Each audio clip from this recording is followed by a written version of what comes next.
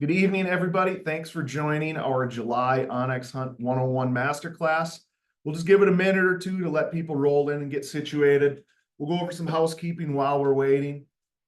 First and foremost, your audio and video are turned off, so we can't see you or hear you. We get asked that fairly often, so no worries if there's noise in the background or anything like that.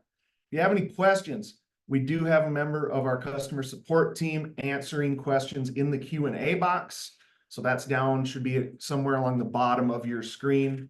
There's also a chat box there. That's good if you just want to drop in and say, I see somebody from, looks like Pennsylvania chiming in already. Chat's great for that. It's just hard to keep track of questions there. So you have a question you want answered, put them in the Q&A box down below. We'll do our best to answer as many of those as we can. This class is being recorded. So if you miss something, you want to go back and rewatch, you got to drop out early, all that's fine. We will send you an email tomorrow. It'll come to you about this time. It's set to send out one day after the class. You get an email with the link to the YouTube video so you can go back and rewatch this, or if you want to send it to your hunting buddy or something like that, you'll have that. Finally, we will be giving away some onX Hunt t-shirts at the end of the class. We'll post the giveaway link in the chat again towards the end of the class, so make sure you stick around for that, and we'll draw those winners tomorrow and get those sent out. Beyond that, I guess introductions are in order. My name's Jack. I'm going to be kind of leading the show here tonight. Been with onX for coming up on 6 years now. Started out in customer support, done some work in the GIS department, as well as now on the marketing side. And I'm joined by Connor. Yeah, I'm Connor. I've been here for just over 2 years and all of that time in customer service here. Awesome. So let's get to the agenda. This is a 101 class, so it is going to cover the basics. We're not going to be able to dig into every single nitty-gritty detail or some of the more advanced tools and features. Goal today is that you can take the app out this weekend or take the app out, your next hunting or camping or fishing trip, and be proficient and be comfortable with it. Know what you're doing, be able to find your way into an area, be able to find your way back. There's a lot more to the app we're not going to be able to cover. We do have other classes called deep dives where we dig deep into a specific feature. So if that's what you're looking for, we've got one up on our sign up page right now, and we'll do some more this fall. So keep your eyes peeled for that. We're getting into today. We're going to talk about the different membership options. We're going to go through how map layers work, how to turn them on and off. We'll go through saving offline maps when you don't have service. Talk about waypoints and some of the map tools. Talk about using the compass, finding your location, changing the base maps and some of the different imagery options, how to perform a search, whether that's for coordinates or for a landowner name or for an area. And then we'll wrap up with some Q&A and that giveaway. So Connor's going to start us off by running us through the different membership options. Yeah.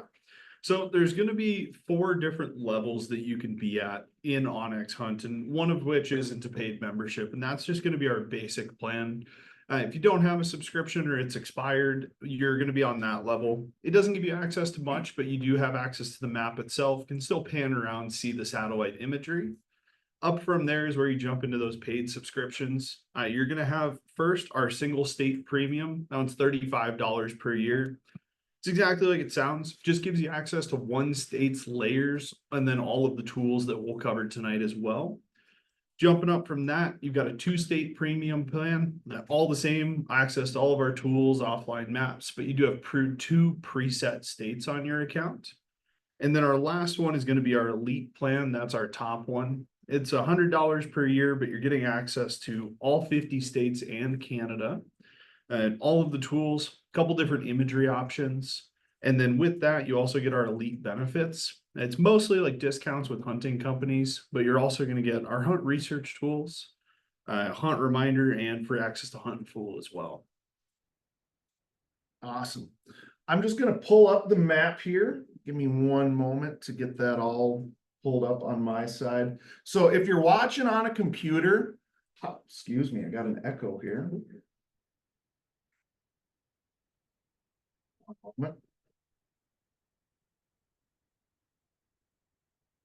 There we go.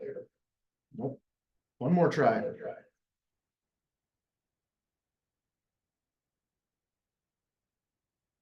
Technical difficulties, folks. I don't know why this is doing this.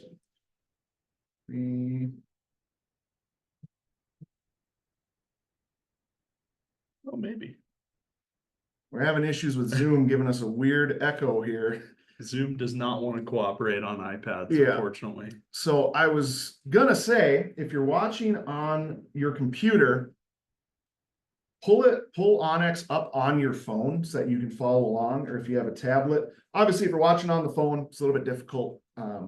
But if you do have that option, that's a good option. Yep. And we'll jump over to the computer version towards the second half of the class as well.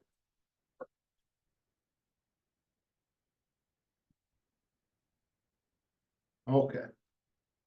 We will continue with this. To share my screen and pull up my onX map.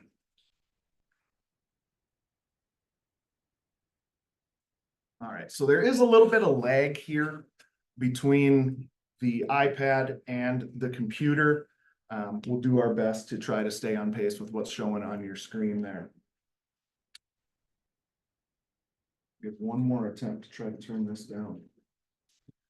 So this is the onX Hunt map. This is what you see when you pull up the app on your phone. You should see your blue dot right there in the center. And you should see a satellite image of the area around you. And if you've got an active membership, you'll see some of those layers.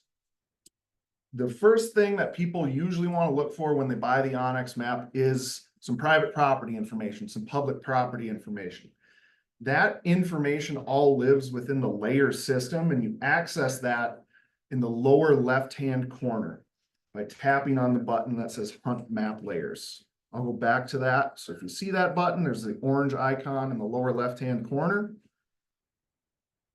Tap on that, and then you should see some states listed there. Maybe you only have one. If you have a premium membership, if you've got the premium 2 state, you should have 2.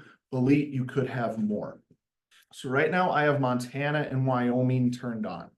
This account has an elite membership. If I want to turn on an additional state, I'm going to scroll down. And that's where all the other states live. Canada is also included in there. If you're watching from Canada, that's where you can turn it on. So if I wanted to turn on Colorado, I'm going to tap that button to the right. And there we are. Colorado is now turned on. If I want to remove a state, I can just go back down there and turn it off. Within your state, you're going to have multiple different layers. Layers are grouped into folders. So you have state folders, and then you have some other folders that are nationwide. We'll get to those in a minute. Right now, we're going to focus on the Montana state folder. Every state is going to have at least 3 layers. You're going to have your private lands, your government lands, and possible access. Almost every state is going to have a hunting districts or a game management unit or a deer permit area, some layer like that. Every state calls them something different. So you can see the top part of my screen here, as I zoom in, I start to see some private landowner information. I see those orange boxes showing the boundaries. I also start to see some names showing. If you're not seeing that, you might have that layer turned off. 9 times out of 10, I would say when we hear from a customer and they're saying, man, this information's not showing up on the map, it's because that layer got turned off. And it can be easy to turn them off accidentally. All you have to do is double check and turn them back on. Yep. Private lands, I never turn off. No, it's on all the time. The other thing too, you can actually turn states off entirely, even if you're on a single state plan. If you ever go into that menu and the state's not listed, you just need to go down and turn it on. That's the other case where it's often can't find my layers, state's just not on at all. Yeah. So let's go back to Montana. You've got your private lands, you've got your government lands. If I zoom out, you can see what that looks like. Your government lands, or if you want to call them public lands, they're all going to be color coded. So if you're used to using like paper surface maps, we use a similar color scheme to what those used. So right here, I know green is Forest Service land. This blue is state land. Yellow is gonna be BLM land.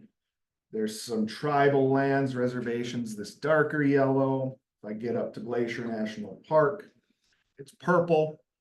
And if you're ever wondering what something is, what does that color mean? What does that symbol mean? All you have to do is tap on the map. So I'm just gonna, with my finger, tap on the map, and it pulls up that card below that tells me more information. It says Lolo National Forest.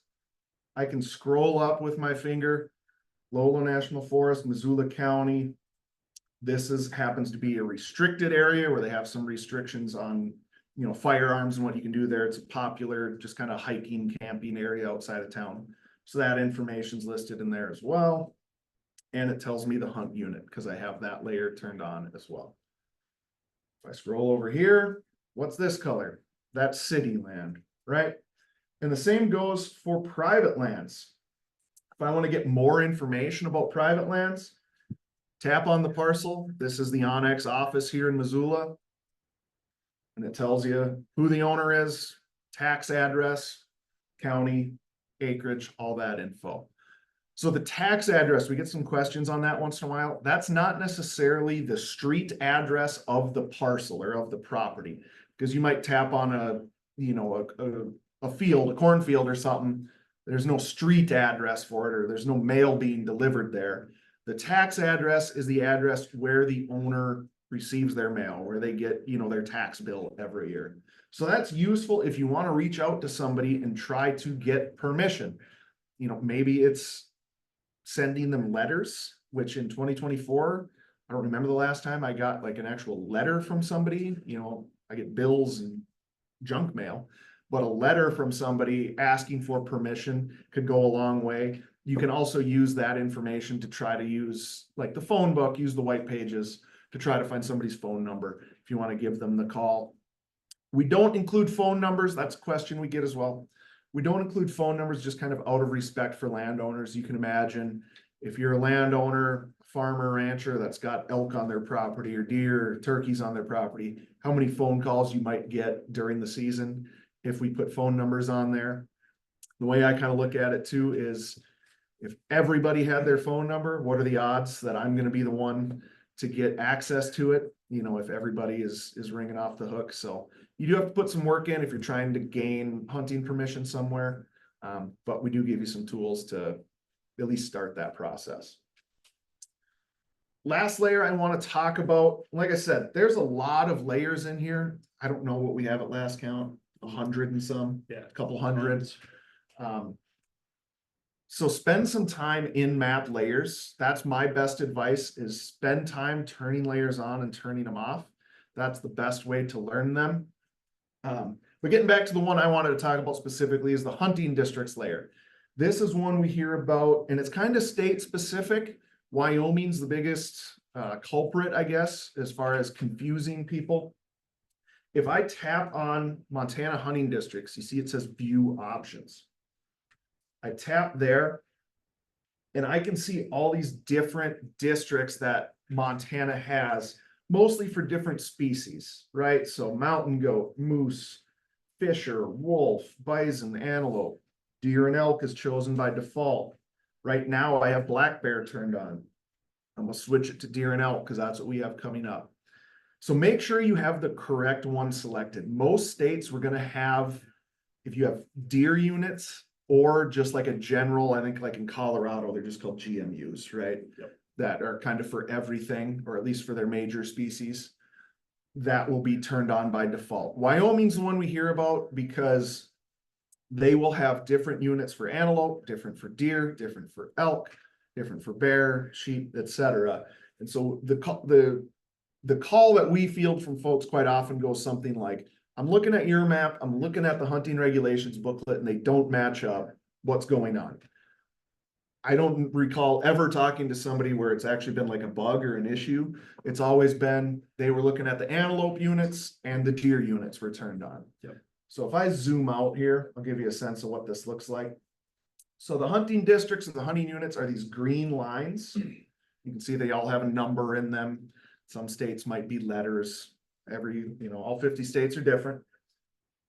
But I can go in And I can change these. So if I switch to antelope, when I tap on it, you see those change. If I go to bighorn sheep, they change again. Bison, all the units are down by Yellowstone, so you can't see them right now.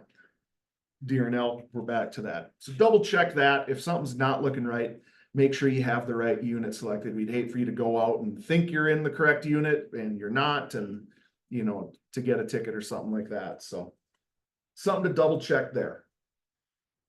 Closing out of my state folder, I do just want to mention the other ones that are available. So your current conditions, land and access, roads, trails and rec, trees, crops and cover, and wildlife layers, those are all nationwide layers. So no matter what level of paid membership you have, premium or elite, you have access to those. And there's a lot of good information in there. A lot of these layers I use more for scouting. So for example, you know, one right now, the active wildfire layer is pretty popular. We sometimes hear from people who will say, man, I don't see the wildfire layer in my Montana layers. It's a nationwide one, so it's not going to be in your Montana folder or your Pennsylvania folder or whatever state. It's in the current conditions. And since we do have a fire nearby, I'll show you what that looks like. We've got this Miller Peak fire southeast of town here that's been burning for a while. Sounds like they're getting it under control, but that's what those look like. They'll have this icon there. And if they have the perimeter, if the, you know, the Forest Service or whoever is responding has an established perimeter, you'll see it on there. Some fires don't have an established perimeter and you'll just see the icon. But again, if you tap on it and scroll down, it'll tell you more information about the fire. The name of it, when we last updated our information, when the source last updated their information, percent contained, all that info. So I mentioned that because it is peak fire season, or if it's not in your area, we might be heading into it. One thing I want to mention with that too, because it's recent change. If you're looking at fires, this one doesn't have any right now because it's mostly under control at this point. Mhm. But you may see yellow dots on the fires as well. It's some new data we've added where it just basically identifies hot spots in the fire or around it. Typically, it's where it's flared up outside of the perimeter. Yep, just like those there on that western side of that fire and up to the north. That's updated the same as our normal data. So it's going to be as current as what you're seeing in that query card for when we've last updated. Yep.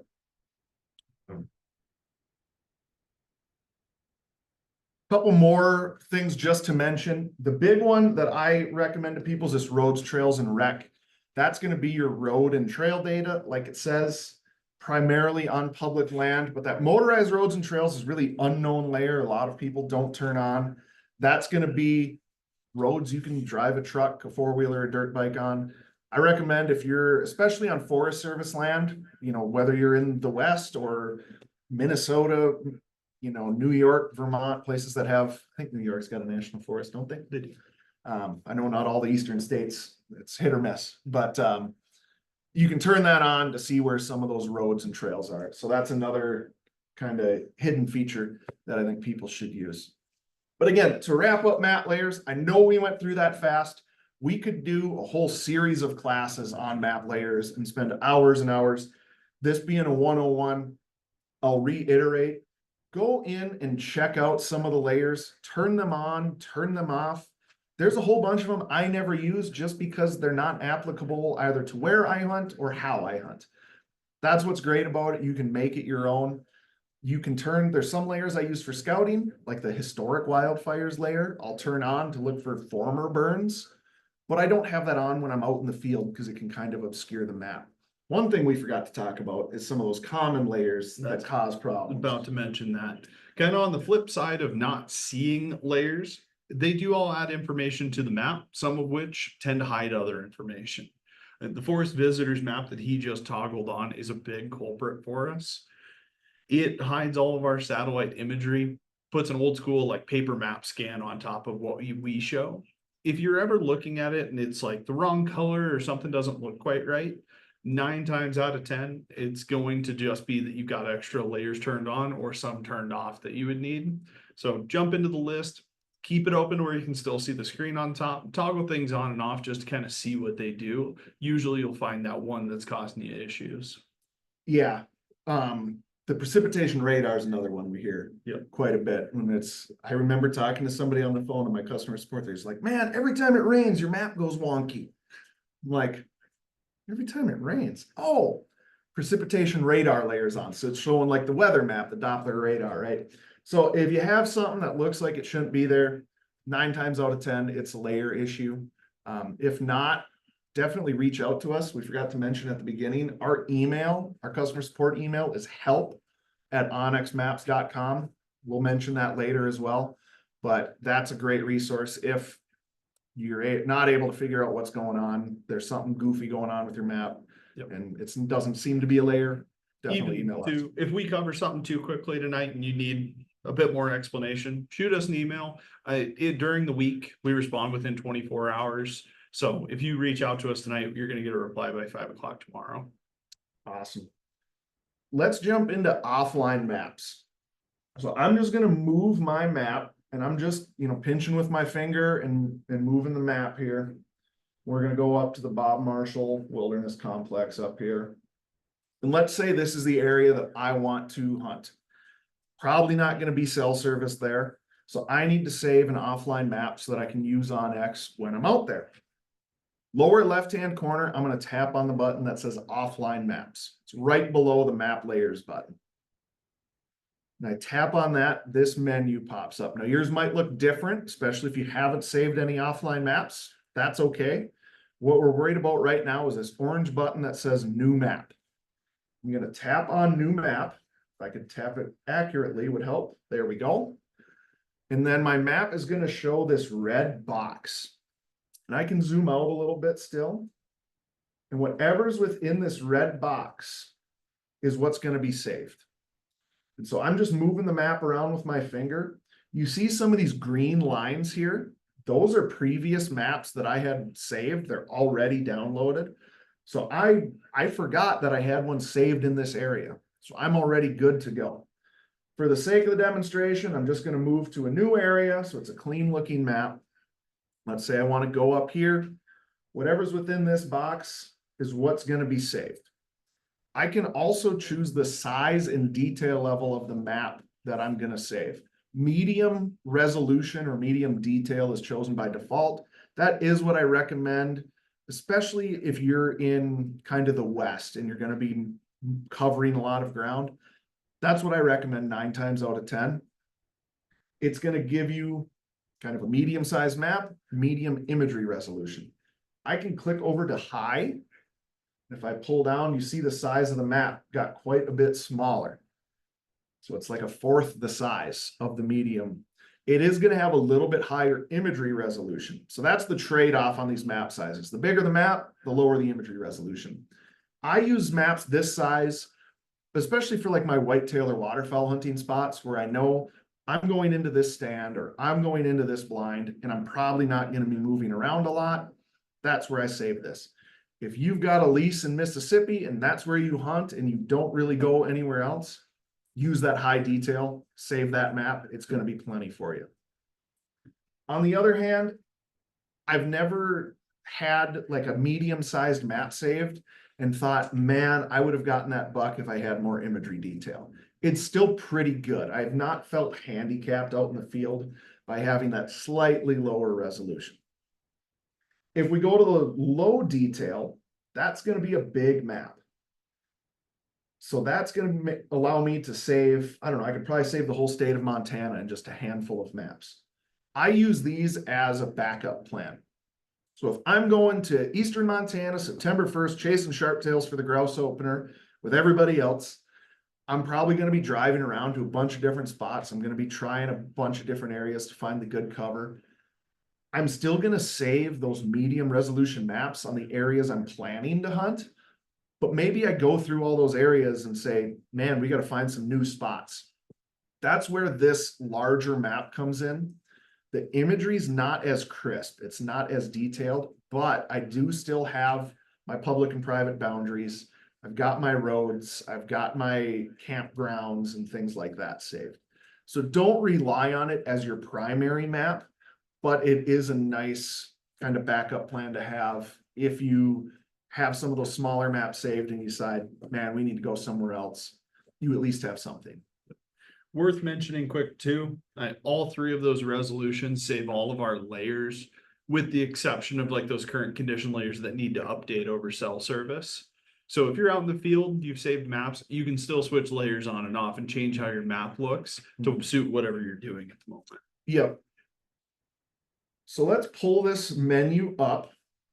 I recommend naming your maps, because if you save a bunch of maps and they all just have the generic date and timestamp on there, after a while, you're not going to know what that means, right? So this was a map, it's over the big snowies right now.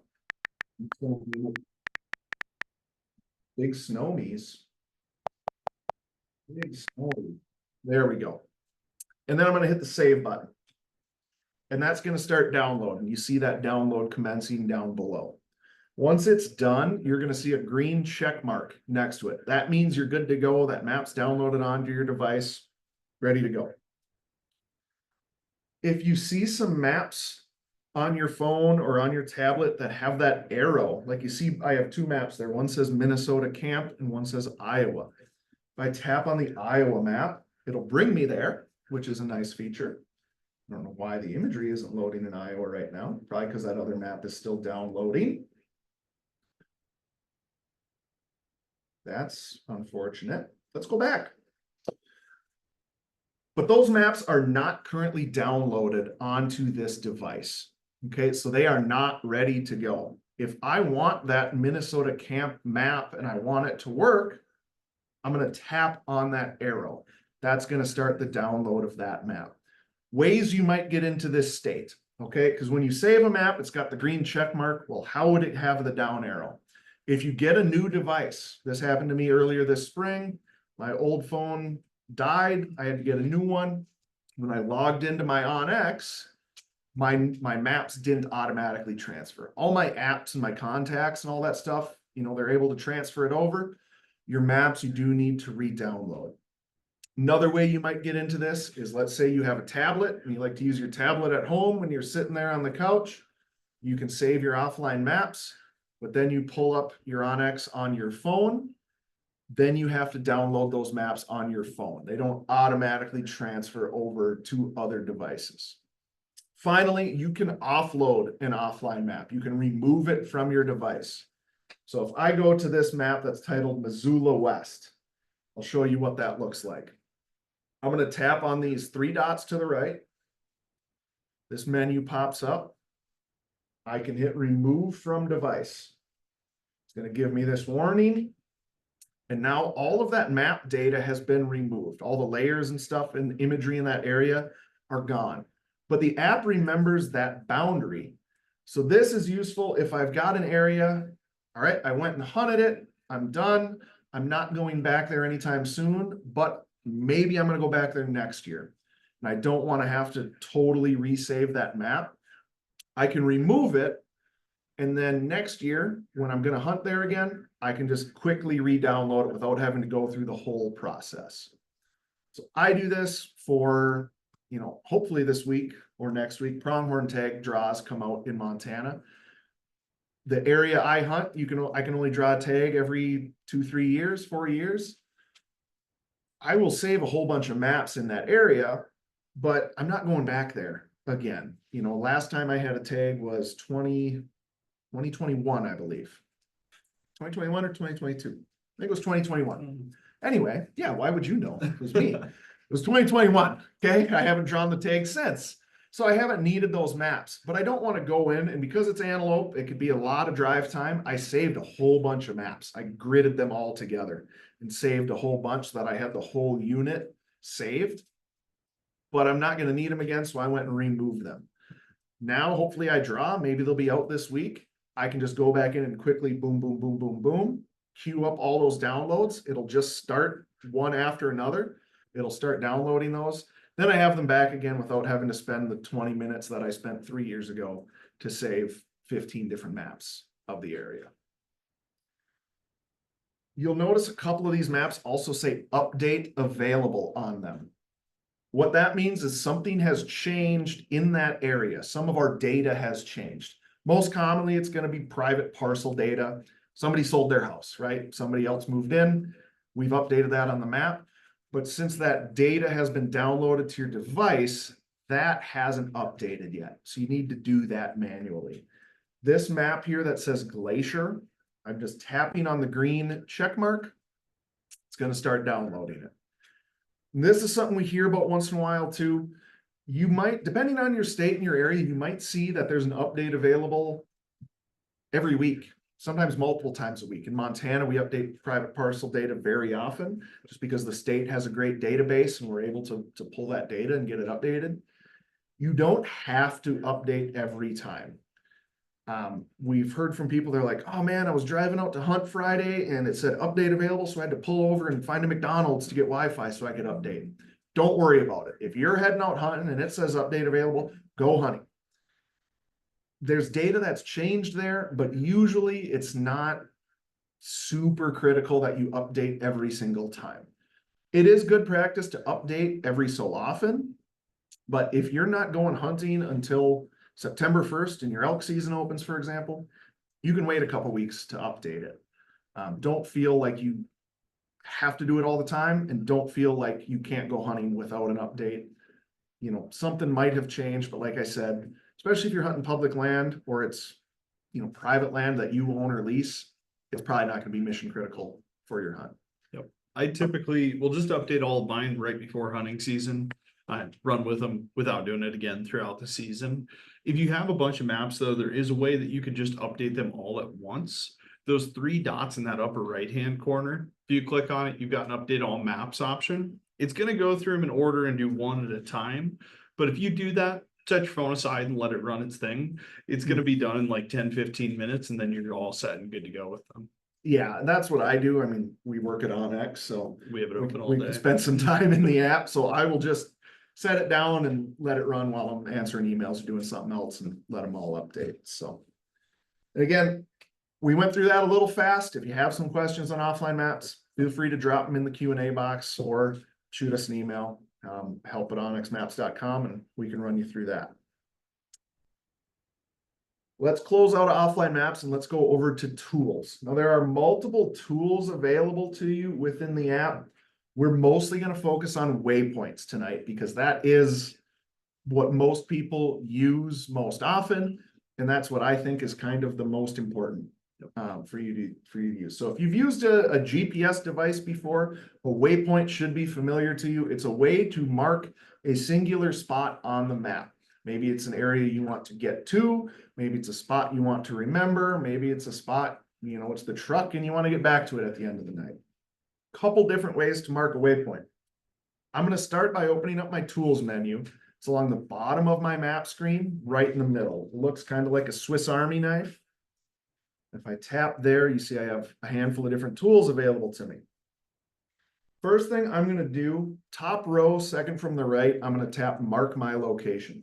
Now watch my blue dot on the map screen when I tap Mark My Location. A red X waypoint is placed there.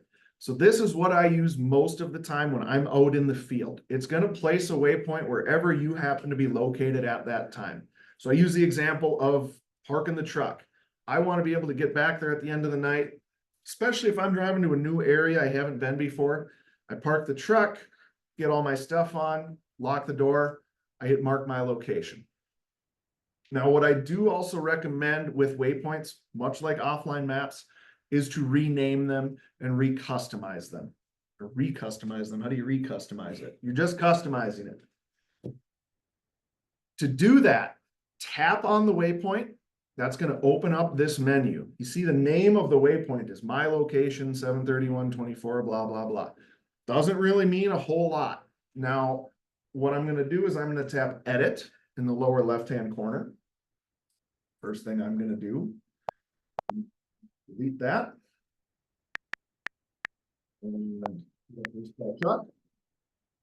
And then you've got a bunch of different icons available to you. I think we have something like 90 different waypoint icons to customize it so that at a glance, you can tell what you're looking at. Your most commonly used ones, or your most recently used, I should say, are going to be up top. So if I do this when I'm like upland bird hunting, I'll mark where I flush birds. The nice part is that icon will be at the top so that I don't have to search it every time. But let's go through it right now since this is our first waypoint. You see all kinds of different animals, different, tree stand, shed antler, all kinds of different stuff there. They're alphabetically ranked. I'm going to click on truck. And I'm going to scroll down a bit more and I'm going to change the color of my waypoint. To me, I think this is one of the most underrated things you can do is changing the color of your waypoint and having a system in place. Everybody does it different. There's no one right way to do this. I personally color code my waypoints based on the different species that I hunt. I am a generalist hunter, big game, small game, waterfowl. I like it all. So my deer spots are going to be that generic, that red or kind of orange color, because that's what I spend the most time hunting. My upland spots are going to be yellow on my personal account, so I could change it to that. My turkey spots are this kind of light blue color, whatever makes sense to you. So what's nice is when I look at my map, and I've got a couple thousand waypoints, I think, and I can tell this color, this is my grouse spots, these are my duck spots, these are my bear spots, these are my elk spots, just by looking at them. I don't have to click on them. The icon doesn't really matter. It's just quick and easy with the colors. Other people will do it by year. And they might say, all right, 2024, all of my spots are going to be green. And then I can tell, 2022 was yellow, 2023 was black, 2024 was purple. So you can tell at a glance, all right, so that was last year, that was the year before. This is how things are different.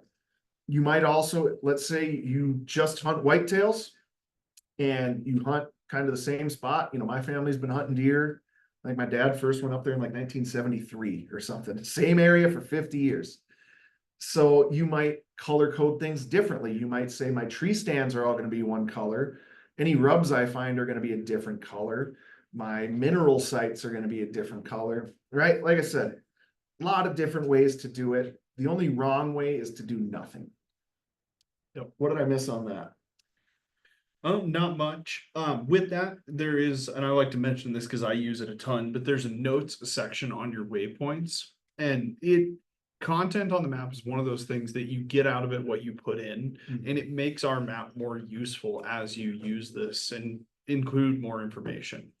I love putting notes on all of my waypoints because a year or 3 years down the road, if I'm going back to that same spot, I can click on it and I don't just remember what's there, but I have notes about like what to expect or what I need to bring and things like that. Just as much information as you can give, the better. Yeah, and that really is it. The more you put into it, the more you get out of it. I went through, this was a couple years ago, and I had a whole bunch of red X's on the map with just the timestamp. I just deleted them. It doesn't matter how good of a spot that was. I have no idea. Was that a spot where I found a cool rock? Was that a spot where I saw a bull elk? Right? So put some more information in there. I'll usually name it, hey, flushed 3 pheasants, and then change the color in the icon. You can add photos in there as well. I do that when I find rubs or scrapes or an elk wallow. I also take trophy photos. If I shoot a deer, have pictures of me with the deer. Classic grip and grin. I throw them on that waypoint, and then it's kind of a journal. It's kind of fun to go back afterwards and kind of look at that. So moral of the story is the more you put into it, the more useful it's going to be, and the more efficient you're going to be farther down the road. You're not going to be standing there like, what did that mean? What did I mark there? You're going to have that information. All right. I mentioned there's a couple ways to mark a waypoint. We just went over marking my location, but let's say you want to mark a spot where you're not currently at. A few different ways to do that. One way is to go back into my tools, and I'm just going to move the map away so that there's no waypoints on it. And I'm going to tap that second button from the left on the top that says add waypoint. Now you see it placed a waypoint in the middle of my screen. I've got all the different customization options there. Again, recommend you do that. If that's not quite the right spot, like, I'm off a little bit. I want it there. I'm just tapping on the map with my fingers. All I'm doing, I'm just moving the map. I want it there. Okay, get it situated where you want.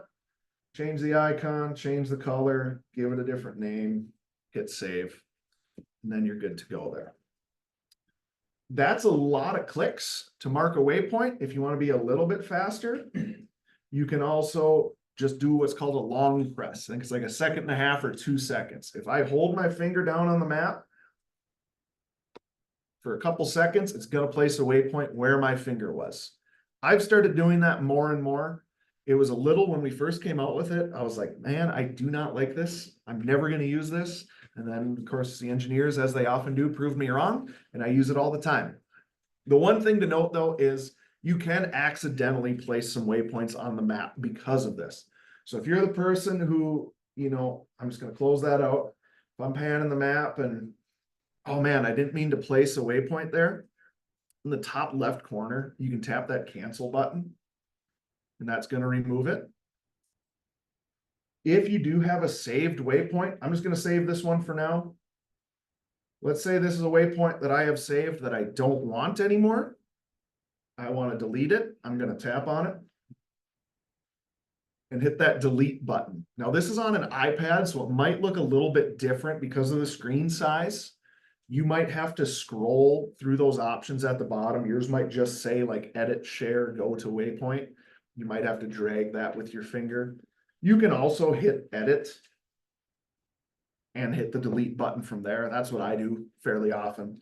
Worth And mentioning tap delete. too, if you're in that edit screen, you can go back, change names, notes, all of that type of stuff, but you can move the waypoint too. So if you dropped it in a rush in the field and it wasn't where you actually wanted it, once you're in that edit screen, you tap somewhere else, it's going to show both locations where the waypoint was and then where it's going to be. Once you save it, then it moves to that new location.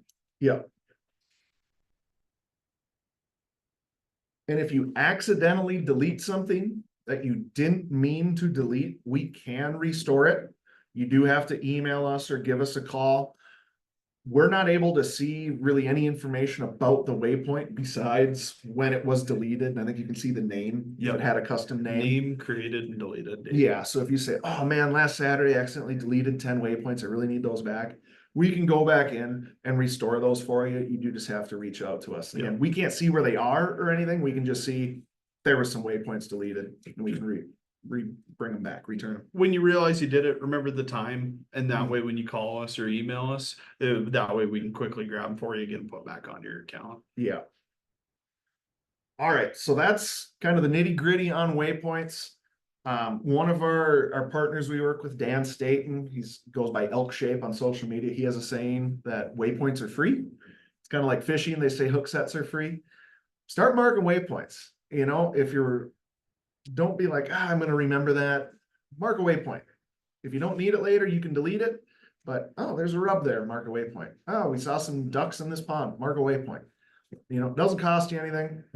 Save them up. If you don't need them, go delete them after the fact. But I found it super helpful. And when I'm doing some scouting right now, I'm starting to get geared up for, my bird dog is wanting to go grouse hunting. So I've been looking at grouse spots and I've got some waypoints. I'm like, man, I haven't been there for years. What is that? It's like, oh yeah, in 2020, I flushed a covey of grouse there or something. Even scouting new areas right now, like I use a purple point of interest for something I've not been to. I bet I've got 100 of those on my map from where I'm looking at hunting and just marking anything that looks interesting that I'll want to remember when I get out there. That is another good point. I know we keep saying we're going to move on, but I have a color. Yours is purple. Yep. Mine's red for areas I want to go to but haven't been yet. So I've got a few elk spots I want to go check out. I mark them as red. I use red for nothing else. So then I know that's a spot I need to scout. Once I go there, if it's no good, I might just change that to black so that I know, hey, I've been here, not worth coming back to. If it is good, I might change that back to just my regular color for that species, like, my brown for elk. And then, it just becomes one of my other waypoints, and that's another spot I might go hunting. All right, let's move on. Let's talk about the tracker. Tracker is one of my favorite features within the app. It's useful for a lot of hunting applications, but I think its most important use is basically for safety, right? Especially if I'm going into an area I've never been before. I talked about earlier, locking the truck, marking my waypoint, making it a truck icon. Then in the lower right-hand corner, I'm tapping the tracker icon and I'm starting to track. So let me get back to my dot here. You see now my location dot is showing red. And if I were moving, instead of sitting in an office, you'd see my dot moving along the map and it would leave a light blue breadcrumb trail, a dotted line behind me, letting me know everywhere I walked or I drove. Super nice to have this at the end of the day. It's dark. I need to get back to the truck. I can just follow my track right back to it. And worth mentioning too, because this is often asked of us, especially from new users, with very minor exceptions, the GPS in your phone works just the same as like a handheld from Garmin, with or without cell service. Older devices, Wi-Fi only iPads, those are your only real exceptions where it won't have that ability. But if you've got a modern smartphone, you can run the tracker, find your location and everything, no matter where you're at.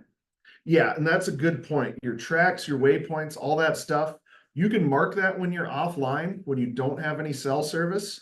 And then when you come back to service, that's when they will sync up and then they'll be saved to your account. So it's not like tied. There's sometimes some confusion.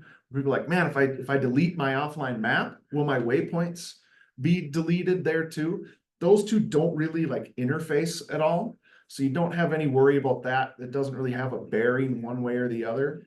If you do get into an area where you don't have an offline map saved, you can still use your waypoints and use your tracker. It might be on a fuzzy map or a blank map, but at least you've got something.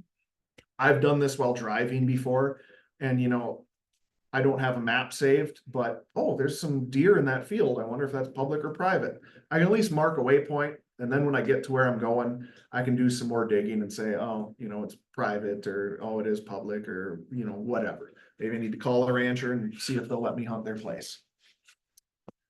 I'm going to stop my track right now because we're not going anywhere. But normally when you hit stop, it'll give you the option to save it. This one, since we didn't move anywhere, it's not giving me that option. I can resume or delete. Just going to delete it. But tracks, like other waypoints, like other content, can be customized. You can change the color of it. You can rename it. You can change it from a dotted line to a solid line, and you can change the thickness of it as well. So that's something that I will do. I will change the color to, again, my color coding scheme. So when I walk a pheasant field, when I'm done, I change it to yellow, and then I know everywhere I walked. So there's a lot of hunting applications for the tracker besides just the safety aspect of it. Every time I'm blood trailing an animal, I'm running a track. Shed hunters use it a lot. Let's say Connor and I are going shed hunting. We can both run tracks. Maybe we're gridding the side of a mountain looking to match up a set of elk antlers. We can see where we've been and spots that we've missed. One thing I want to mention too, and it depends on how many you're saving really, but tracks do add a lot of color to the map, and especially if you're going to the same areas repetitively. It can be good practice to delete old tracks that you don't necessarily need, or it's a spot that you're going to go to again over and over again. I only keep the ones around that I want for either memory of a good successful hunt, or it's a walk into a stand that I need to remember. That way I'm not just stacking them on maps in the same spots that I'm going to weekly. That's what I was going to use, that example of a tree stand.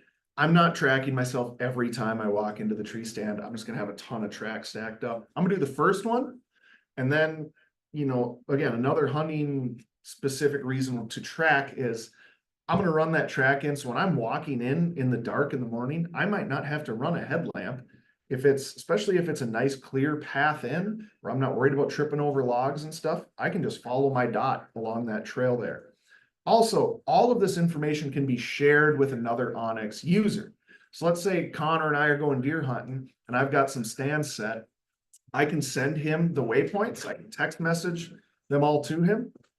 Here's all the stands. I can also send him all the tracks leading into the stand so that he doesn't accidentally veer off and, walk into the swamp or go upwind of where the deer are and spook them all out of there.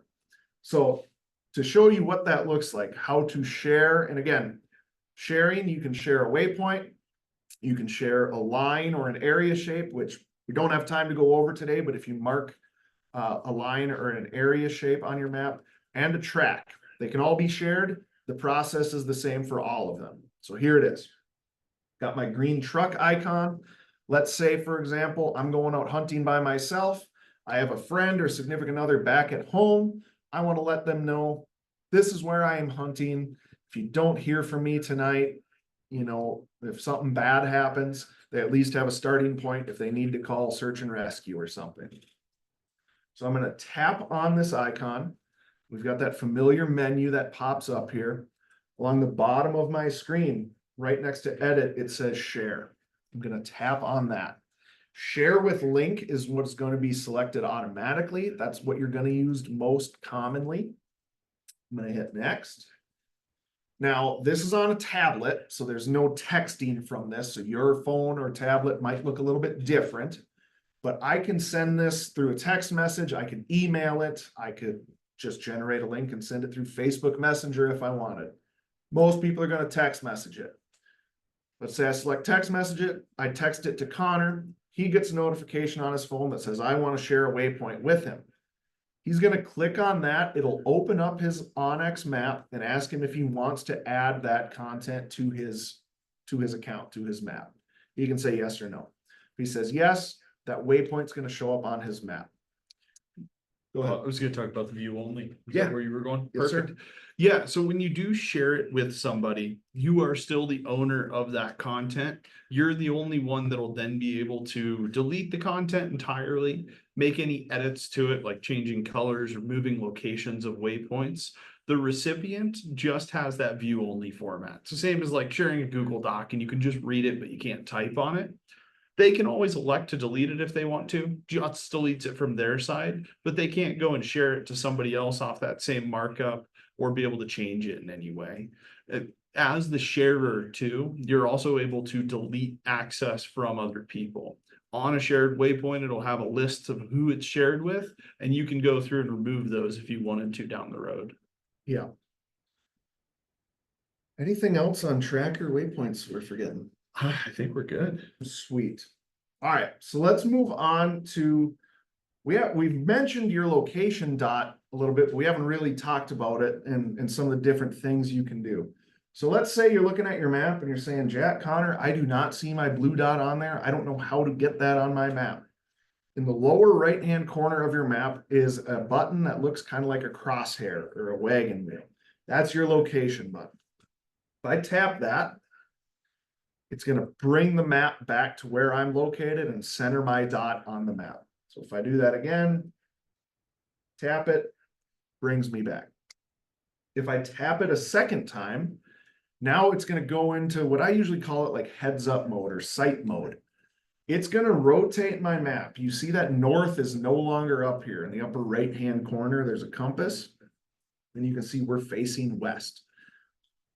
If I zoom in a little bit, just so you can kind of see that waypoint's not obscuring it. You see that blue sight cone coming off of my blue dot. That is whatever direction my phone or tablet is facing. So that's going to be up instead of north being up. As I rotate my phone, my map rotates.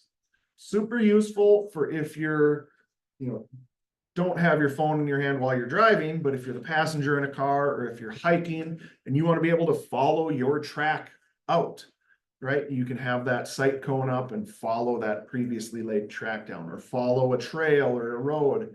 You can say, all right, we need to take the right fork. It's easier to do that than, sometimes it can get a little confusing sometimes if your math is oriented north and you're not traveling north. To be able to kind of spin it around in your mind, just go into that heads up mode and it makes it a lot easier. You can tell what's on the right of you, tell what's on the left of you. To get out of that mode, I can tap on the compass in the top right corner. That's going to bring me back. And now north is facing up on the map again, like we're used to. You'll notice when I went into that heads up mode, in the lower right-hand corner, a third icon appeared. So above my arrow, there's a base map button that says SAT 2D right now. We'll get to that in a few minutes. But right above that, there's an icon that looks like a compass. That's how you get into our new compass mode. I say new, it's about a year old, but it's still pretty fresh and something that I think a lot more people could be utilizing. So when I go into the compass mode at the top, I get a compass bearing. So you can kind of get, it's not going to be like a true orienteering compass like you might be used to if you've done some land nav, military land nav, things like that. It's a little bit more basic, but it does give you kind of a sense of how many degrees, from north you're traveling. Along the left-hand side, I have some yardages. That's going to follow along with some of those tick marks from that line that's extending. It's a little tough to see right now just with the imagery here in town. But as I zoom out, you can see there's a kind of a major tick mark at 106 yards. If you just want to be able to get a quick estimate of how far away something is, you can use that. If I want to get kind of an exact a number for how far away something is. Now in my lower right-hand corner, there's an icon that looks like a handheld rangefinder. If I tap on that, that's going to open up the rangefinder mode. And now the bottom half of my line is turned red, and I have a waypoint icon and 160 yards to the left. If I want to find something that's farther away, I'm just tapping on that red line and dragging it up. If I get all the way to the top, it's going to zoom my map out for me. If I want to zoom in, I'm just dragging it down, and that's going to zoom my map back in. So this is useful for, say I got a laser rangefinder, which are fairly ubiquitous nowadays. A lot of people carry them. And I range a bull elk across the canyon from me. And I say, all right, it's 500 yards away. Okay. Too far for me to go. Or too far for me to shoot, especially if I'm archery hunting. But I want to be able to stalk in closer. So let's say I move this to 500 yards. 501, close enough. I'm going to tap that waypoint icon. Now I've got a waypoint there. So if I need to drop out of sight or go around the back side of the ridge or sneak through some timber, I'm going to be out of sight of that animal, but at least I have a landmark to head towards. I'm going to just hit done here for right now. I used this last year on a mule deer hunt. Excuse me. Mule deer was bedded. I got set up behind my rifle, had, got nice and stable and everything, and ranged it with my rangefinder. It's at 270 yards. I pointed my phone at the mule deer buck, ran that waypoint out to 270, placed a waypoint there. I sat there for like an hour and 20 minutes before he stood up, shot the deer. He went over the backside of this kind of timbered ridge, and I didn't know what happened. I knew felt like a good shot, but I was going to have to go see.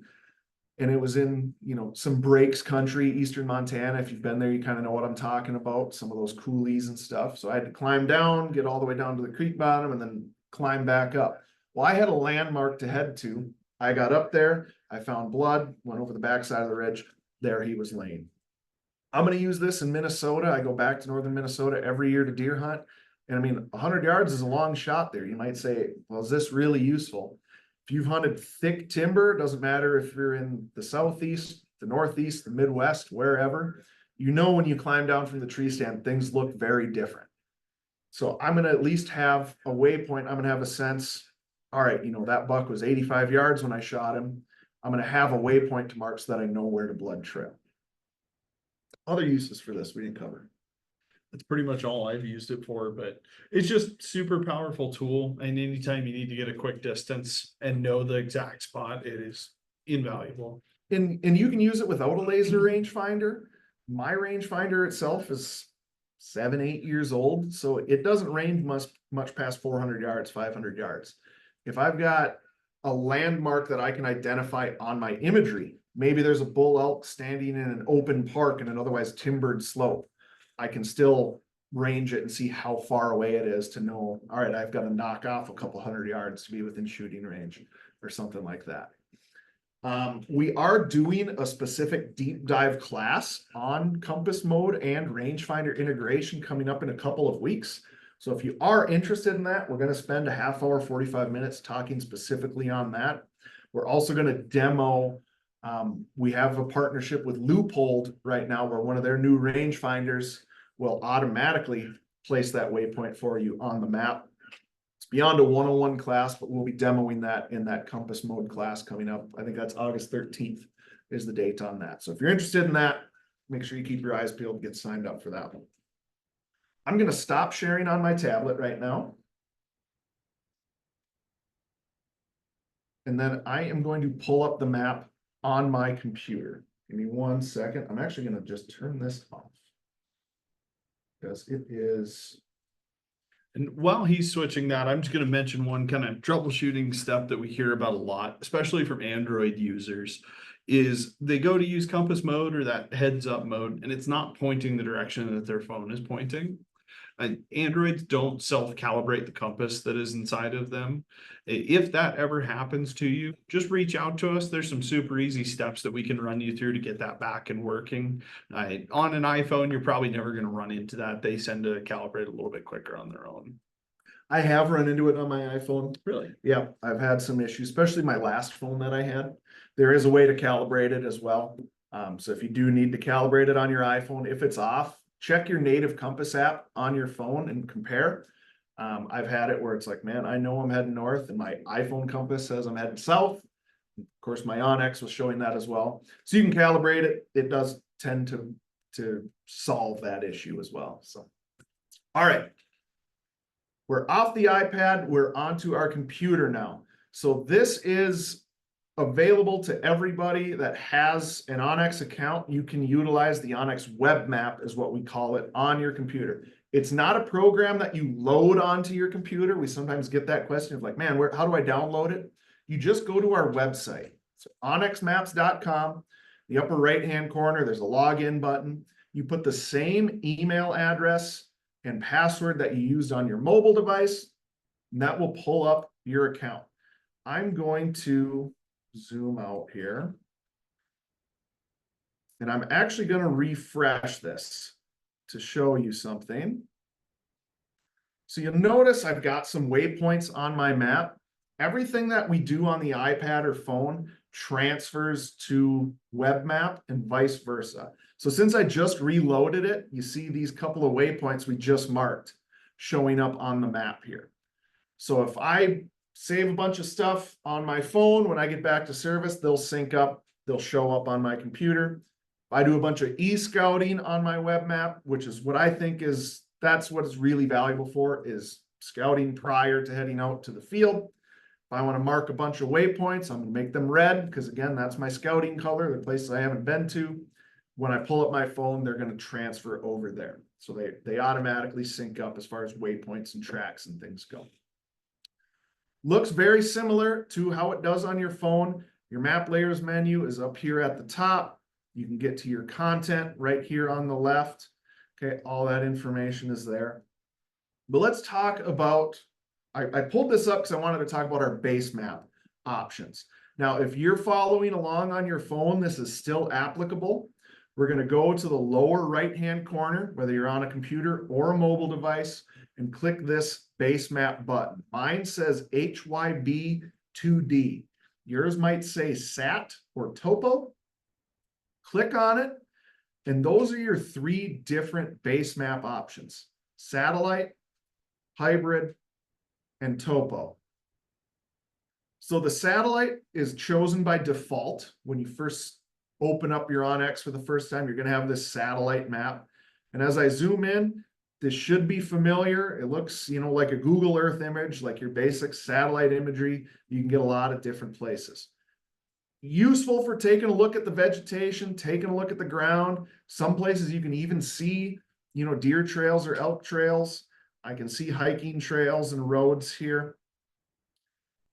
But it doesn't quite give you the whole story, right? Like this is Western Montana, it's mountainous, but I can't really tell how steep things are, how tall some of the mountains are. So if I click over to the topo map, that's where I get, you know, it looks kind of like an old school paper topographic map with the contour lines. And if I zoom in, I can see the different elevation. You get your major contours and your minor contours. I can tell, you know, if the lines are really close together, that's pretty steep area. I'm not hiking up that. If they're farther apart, it's not quite as steep, right? And the nice part of the topo map is I start to see these blue lines.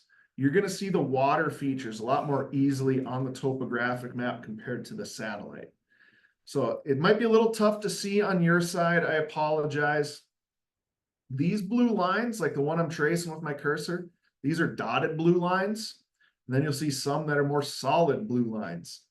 Those dotted or dashed blue lines are going to be kind of seasonal or ephemeral streams, meaning they might only have water during the spring runoff or after a heavy rain event.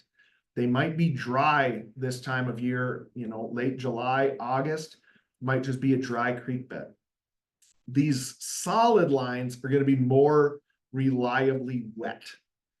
Okay, so if you're in an area and you're saying, man, we're backpacking in, we're bivvy hunting, we're going to need to stop and get some water, these are going to be your better options for finding water than those dashed lines. Again, those dashed lines, they might have water right now, but they might not. They might just only be flowing for a few weeks or a few months out of the year during the spring or after a heavy rain. And worth mentioning too, those blue lines are not included in the satellite imagery layer, just in the hybrid or topographic. So if you are looking for water, switching to one of those two is going to make that pop out and a lot easier to find where those creek beds will be. And Connor mentioned the hybrid map. That's what I use most of the time. That's my most commonly used map because it gives me the best of both worlds. If I zoom out, I can still see the satellite imagery, which is to me the most valuable information, be able to see the vegetation and things like that. But I also get those contour lines. So if I'm scouting for elk areas, I can find some of those benches that they might be bedding on. I can look for those north facing slopes, or when I'm spring bear hunting, those south facing slopes. When I'm looking for dusky grouse, I can find those ridge lines with some open parklands that they like to hang out in. So that's what I use the most. You don't have to be like me. I know some people that almost exclusively use topo because that's the information they need. I know a lot of people that exclusively use satellite. The best answer is probably to use a combination of both, toggle through them, figure out which one works best for you. In this menu too, and these are only included as an elite user, but down below those three base maps, there's going to be two other imagery options for you. The first one being our leaf off imagery. This is only in a select number of states that are all in the eastern portion of the country, but it's fall imagery basically to help you see the ground a little bit better. The demo of it's perfect because you can see everything's just a little bit darker and duller. You don't have all of that green hiding everything. If you aren't in a state that has that one though, you are just going to get a gray map that says no leaf off imagery available. How many states are we in now? I think we have 15. So for example, I was just in Wisconsin. I'm going to go to where we have leaf off imagery. Minnesota does not. When I turn it on, it tells me no leaf off imagery available. So we're prioritizing states kind of east of the Great Plains. I think Kansas is kind of the only plains state that we have that has leaf off available. I know we have quite a few in the Northeast, Southeast. We don't have every state. We want to get as many states as we can. Not everyone has good leaf off imagery available. So it's not like we're just saying, Florida, we don't care about you guys. I don't even know if we have Florida or not. We're not picking on anybody. It's just some states have it available, some don't. We're constantly working to try to get, for sure, the eastern half of the US, as much as possible. If you go to a state like, even Montana, Western Montana here where we are, there's not a ton of deciduous trees. We've got some cottonwoods, we've got some aspens. Beyond that, it's ponderosa pine, lodgepole pine, fir. Not that it would be entirely useless, but just not as useful as eastern deciduous forests. So that's why we have that imagery there. Yep. That second one that's listed there, this is kind of a cool one that I really use a lot, but it's our recent imagery. It's just an imagery set that's updated every 2 weeks across the United States. And we keep a historical backlog so you can go back through those prior images. We're well over a year now that you can toggle back through. It is a lower resolution imagery than our base map. Just the speed at which it's taken, it can't be as clear. But for me, I'm a big waterfowl hunter. All fall, I'm using that checking sloughs to try and figure out what those water levels are. Really quick reference just to know if I should go hunt a spot or not. Yeah, you can see I'm toggling back. This is Southwest Montana. And I'm just going back through. You can kind of see the snow levels change. Not a whole lot of change in March, but as we go through the spring, you'll start to see that melt, see where that snow line is. I spring bear hunt a lot, so I use this to check on snow levels to see if I can even get into certain areas, or if it would just be a waste of gas money to drive up there and find 3 feet of snow on the road again. Going to use it this fall pheasant hunting to kind of keep an eye on crop harvest. It is every 2 weeks, so it's not necessarily going to tell me, hey, crops came out today, you should go pheasant hunting, but it does give me a good sense of, how far along things might be and what they look like. All right. Last thing I want to talk about real quick is our 3D. This is available on mobile and on web map, of course, here. I find it most useful on web just because of the big screen. I just clicked on the 3D button there. You can see my map tilted down, and I can still zoom in here and take a look. And then I can use 2 fingers. I have a trackpad on my computer here. Otherwise, it would be like a right click on your mouse. And then I just drag up to pull it down. And I can move it up and down like that. I can spin it around. So there's kind of a saying, I've heard people say that topo lines lie. We've all probably had that experience, especially if you've hunted hilly or mountainous areas. Say, it doesn't look that steep, just based on topo lines. Then you get out there and it's always steep. It's never less steep. It's always more steep than you think it is. But if you can pull it up on 3D, then you can get a pretty good sense of what it looks like. Useful for planning hikes into an area, useful for taking a look at, especially if you're relatively new to reading topographic lines, it really helps you get a sense of, okay, this is what this means. This is what, when they're this close together, that's how steep it is. When they're this far apart, it's easy to help find, or not easy, but easier to find benches or saddles, some of those major terrain features that, if you hunt hilly areas, deer and elk, they're not going to walk over the peak of a mountain. They're going to try to find a saddle where it's a little bit easier walking through there. They don't want to bed on a really steep hillside. They're going to find the benchy area where they can lay, where it's a little bit flatter. So that's where the 3D, again, you can use it out in the field as well. I think the highest value for me personally is doing that scouting, looking for, I'll use the elk hunting example. I know not everybody's fortunate enough to live in a state where you can hunt elk like we can in Montana, but to find those benches a lot more easily. And then I'm going to start putting waypoints on them so that I can check them out come elk season. And 2 things I want to add quick. Where we're at on the map, it wouldn't be great to demo, but in 3D, in that menu, there is an elevation exaggeration. If you're an Eastern hunter, you can make the differences between the highs and lows much more dramatic and be able to actually find like those true lowlands on your property where deer might be moving through those more bottom areas, even though on a topo map, it looks paper flat. Yeah, so I just picked a random spot in central Minnesota here. That's where I grew up, basically.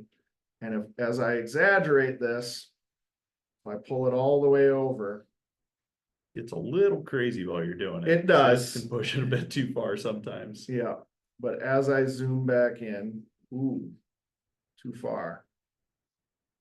I think our Wi-Fi is not quite cooperating with us today. Our office Wi-Fi ever since that power outage. But this is a horrible demo, Jack. Here we go. Now you can see. So the hills become a little bit more pronounced. Again, if you were just to look at the regular one, it looks pretty flat. That is crazy. That is not how that's supposed to work.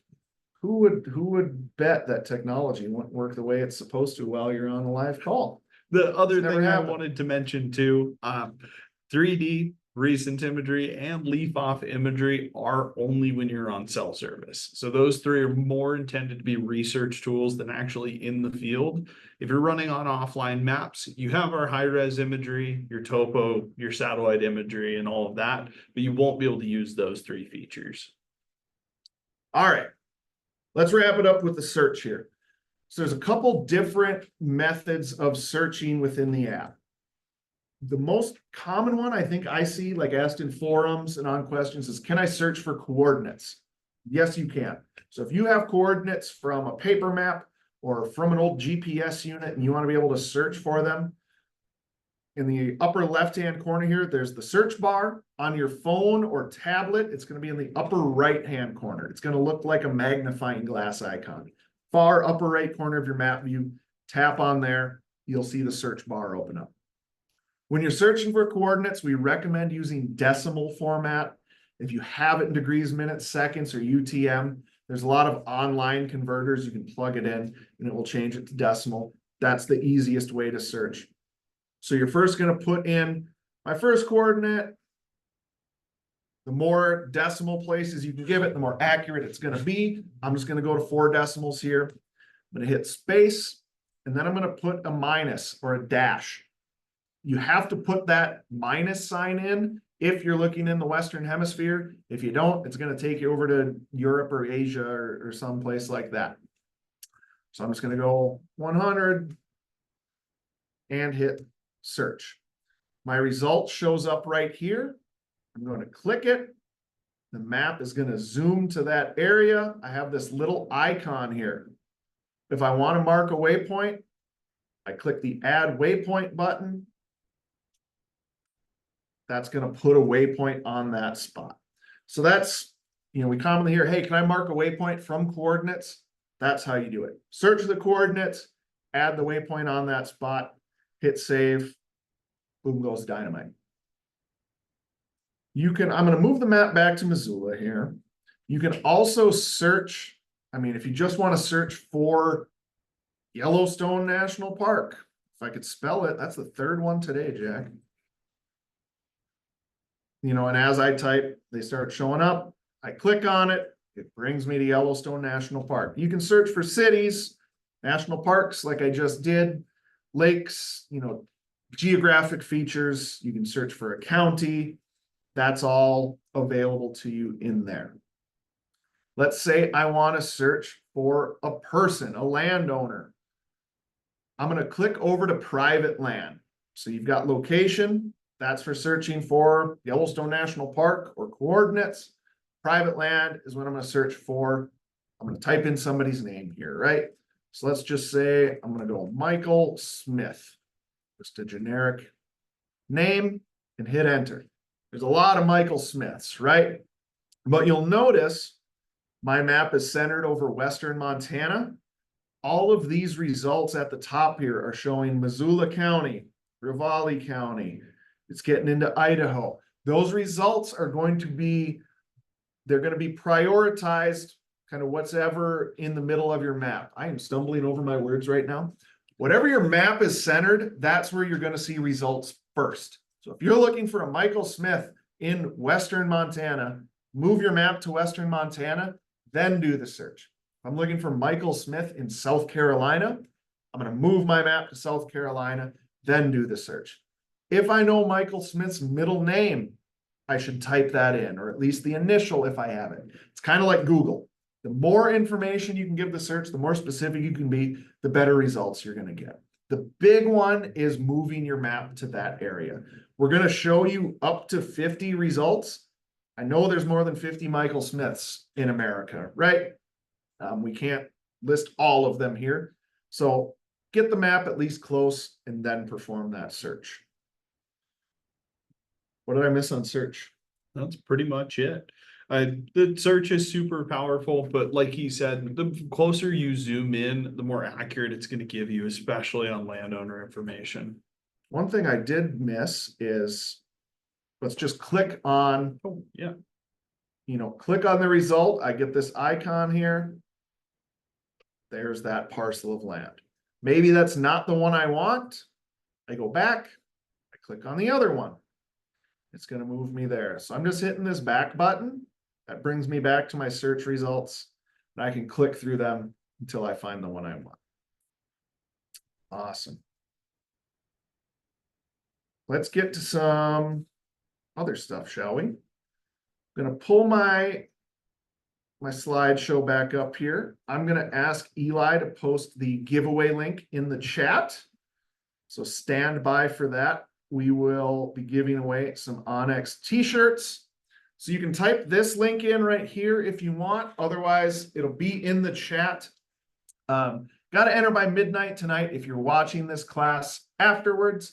Giveaway is no longer open. July 31st, end of the night. Get entered. I'll draw the 10 winners tomorrow, and I will send you an email and get that shirt sent out to you. So if you don't get an email from me by, say, lunchtime Mountain Time, by noon Mountain Time tomorrow, unfortunately you didn't win, but we do giveaways just about all of our classes. So, and please don't contact our customer service about the giveaway. We aren't brought in on that, so we actually don't know who's won. Yep. Jack will be the one that's reaching out to. Yeah. So we'll post that again after the Q&A, but click on that, get yourself entered. If you don't have a current onX membership, we've got a discount for you. We're going to give you 30% off with the promo code app101. You can go to this website if you want to type that in. Otherwise, just go to the onX Maps website. And when you go to purchase a membership, there's a box there to enter a promo code. That's where you type in app101. It does not work on the Google Play Store or the Apple App Store. So if you're trying to purchase through there, they will not accept a promo code. You will be charged full price.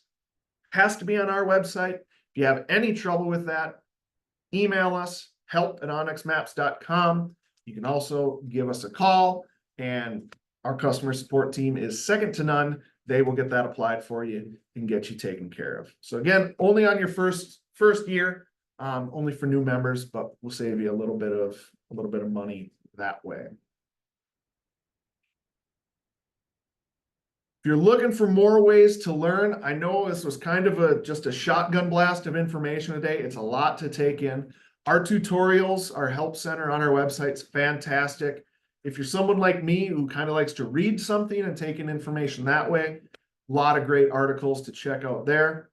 Our YouTube channel has a lot of demos. We also upload all of our old master classes to our YouTube channel. So if you go to the onX Hunt YouTube channel, click on playlists, you'll see a masterclass playlist. We have over 2 years worth of classes uploaded there. Everything from, we do these one-on-ones every month. We've done different scouting type classes. We've done classes we did one last week on just map reading basics. We've done them on glassing techniques. We've done a cooking one before. There's all kinds of different stuff on there.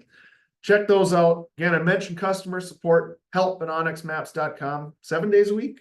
Email help. Coming up. So during busy season, we'll run 7 days a week support.